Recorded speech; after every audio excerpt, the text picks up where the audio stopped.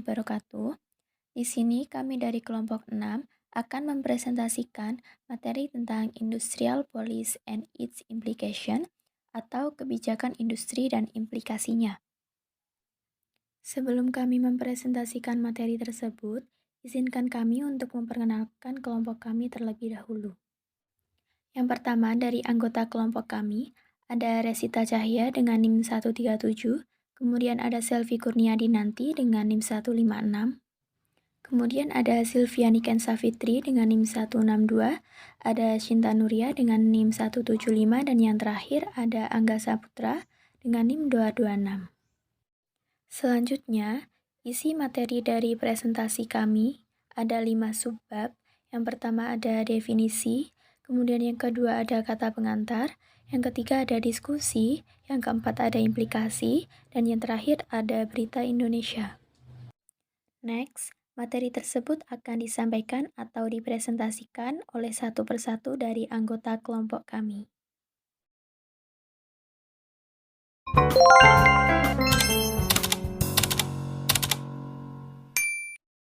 Halo, saya Resita, NIM 137 akan mempresentasikan tentang mata kuliah tentang ekonomi industri. Jadi, mari kita simak sama-sama.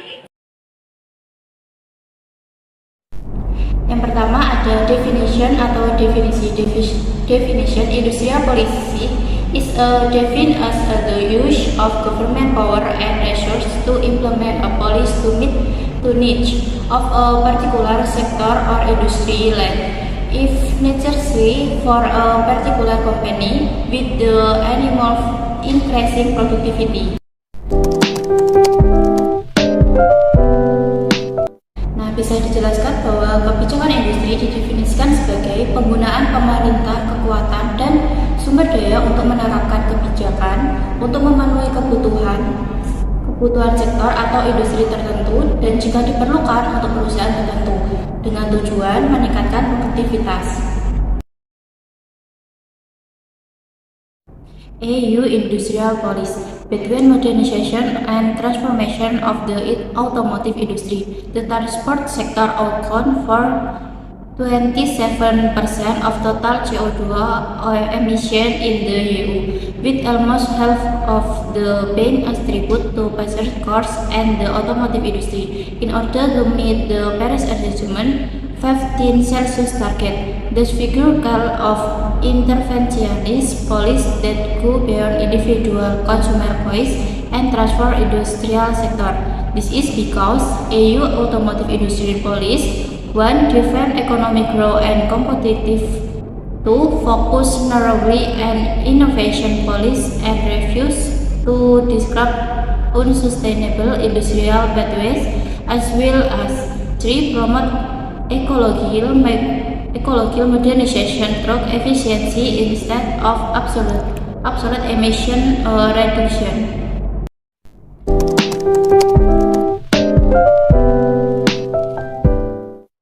Hal tersebut menjelaskan bahwa kebijakan industri Uni Eropa antara modernisasi dan transformasi industri otomotif. Sektor transportasi menyumbang 27% dari total emisi karbon dioksida di Uni Eropa, dengan hampir setengahnya berasal dari mobil penumpang dan industri otomotif. Untuk memenuhi target perjanjian Paris 15 derajat Celcius, angka-angka ini menyerukan kebijakan intervensi yang melampaui pilihan konsumen individu dan mengubah sektor industri. Hal ini karena industri otomotif Uni Eropa yang pertama mempertahankan pertumbuhan ekonomi dan daya saing, yang kedua fokus secara sempit pada inovasi atau kebijakan yang menolak mengganggu jalur industri yang tidak berkelanjutan, serta yang ketiga mempromosikan ekologi modernisasi melalui efisiensi daripada pengurangan emisi absolut.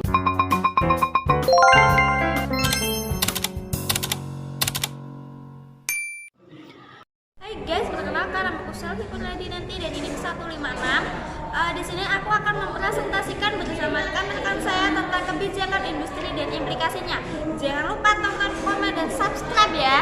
EU Industrial Policy between modernization and transformation of the automotive industry in order to meet the 1.5c targets set out in the Paris Agreement, and to avoid irreversible climate change, the EU has to reach zero emission by 2015. The recent European Green Deal endorsed this ambitious goal. The transport sector is the single most important contributor in climate crisis.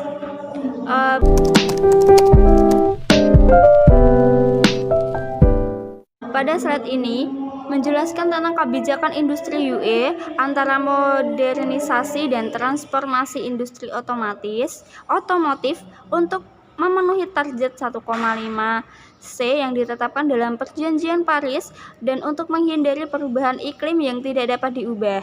UE harus mencapai emisi nol pada tahun 2050, Komisi Eropa 2014, IPCC 2018. Kesepakatan hijau Eropa baru-baru ini mendukung tujuan ambisius ini. Komisi Eropa 2019, sektor transformasi adalah satu-satunya kontributor paling penting bagi krisis iklim, menyumbang 27% emisi CO2 di UE. Sementara emisi ini menurun antara tahun 2008 dan 2013 karena krisis ekonomi pada tahun 2008 atau 2009, emisi dari transportasi darat, penerbangan, dan pelayaran telah meningkat setiap tahun sejak saat itu.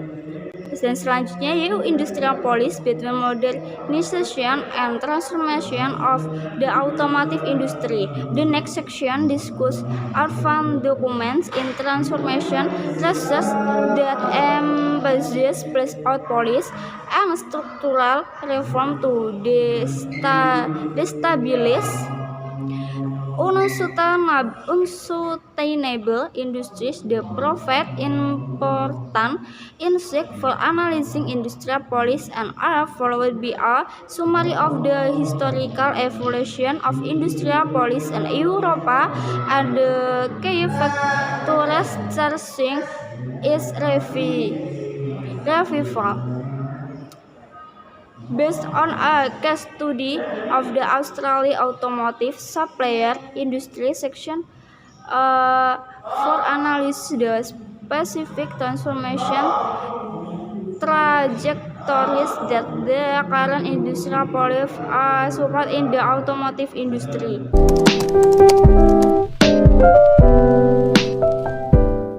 Selanjutnya, membahas tentang kebijakan industri UE antara modernisasi dan transformasi industri otomotif. Bagian selanjutnya membahas kemajuan dan penelitian transformasi yang menekankan kebijakan penghentian terhadap dan reformasi struktural untuk menggoyahkan industri yang tidak berkelanjutan.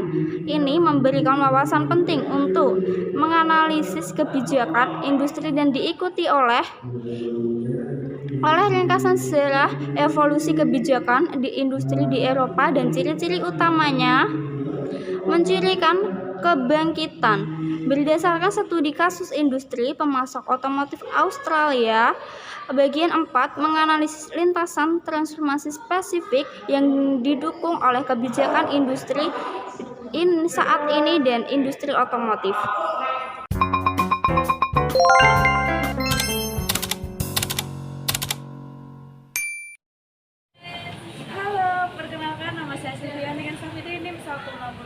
Di sini saya akan mempresentasikan matkul ekonomi industri, yaitu mengenai kebijakan industri dan implikasinya. Terima kasih. Masuk ke pembahasan ketiga, yaitu mengenai discussion. Industrial policy has been an important policy field for structural economy change that has received limited attention in transformation research. In general terms, industrial policies are government policies which aim at affecting the structure of an economy, either at all 2080.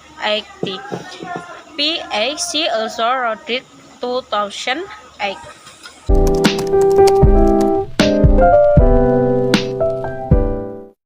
Yaitu mengenai kebijakan industri telah menjadi bidang kebijakan pentingnya untuk perubahan ekonomi struktural yang mendapat perhatian terbatas dalam penelitian transformasi.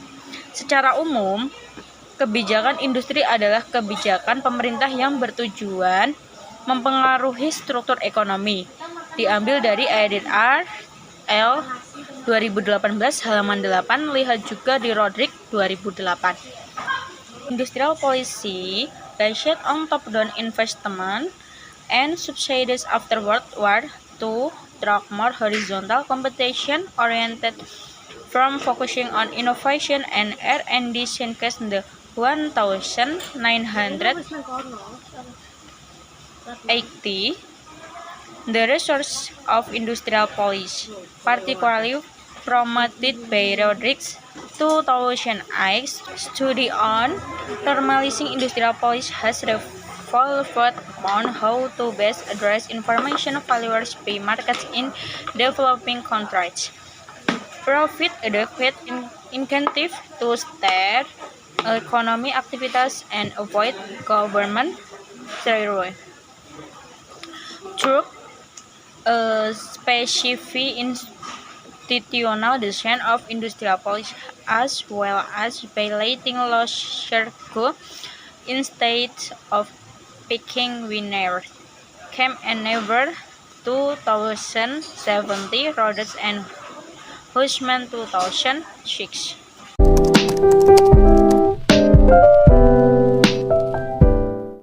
Yaitu mengenai kebijakan industri berdasarkan investasi top-down dan subsidi setelah Perang Dunia Kedua melalui bentuk-bentuk yang lebih horizontal dan berorientasi persaingan yang berfokus pada inovasi dan R&D sejak tahun 1980-an.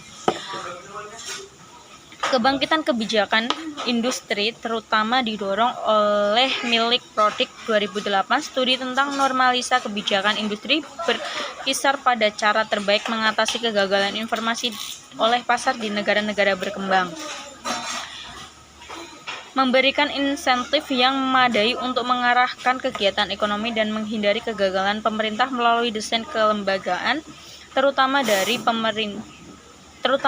kebijakan industri, serta dengan melepaskan yang kalah alih-alih memilih pemenang yang disampaikan oleh Cap dan News pada tahun 2017, Rodrik dan Huisman pada tahun 2006.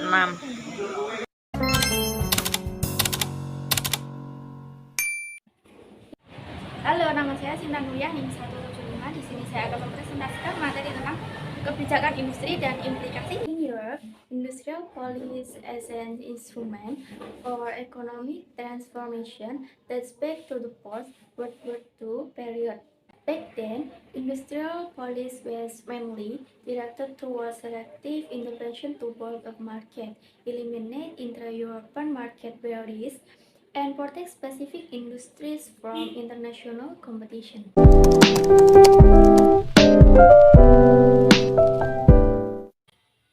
Di Eropa, kebijakan industri sebagai instrumen transformasi sudah ada sejak periode pasca Perang Dunia Kedua. Saat itu, kebijakan industri terutama diarahkan pada intervensi untuk membangun pasar, menghilangkan hambatan pasar intra-Eropa, dan melindungi industri tertentu dari persaingan internasional. The promotion of economic growth remains the overarching goal of EU industrial policy, although the focus tends to shift from competition only in the single market to competitiveness at the world market. Insofar, current debates reactivate a long-standing conflict between neo-mercantilists and neoliberal strategies over European market integration.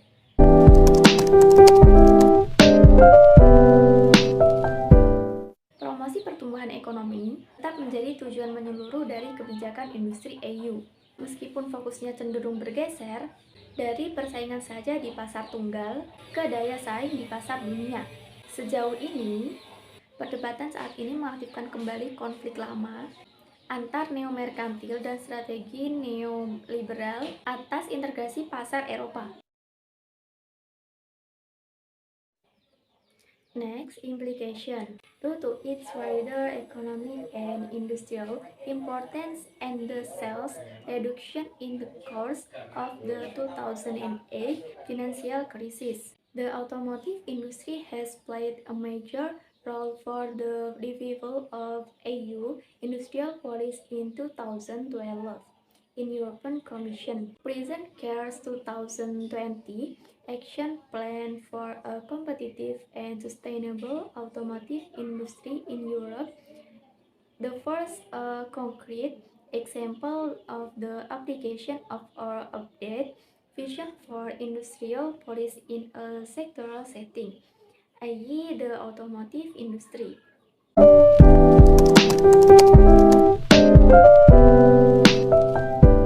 Implikasi karena kepentingan ekonomi dan industri yang lebih luas dan pengurangan penjualan selama krisis di tahun 2008, industri otomotif telah memainkan peran utama dalam kebangkitan kembali kebijakan industri EU pada tahun 2012. Komisi Eropa mempresentasikan CARES 2020 sebagai rencana aksi untuk industri otomotif yang kompetitif dan berkelanjutan di Eropa. Sebagai contoh nyata yang pertama adalah penerapan visi terbaru untuk kebijakan industri yang pertama, penerapan visi terbaru untuk kebijakan industri dalam sektoral setting, yaitu industri otomotif.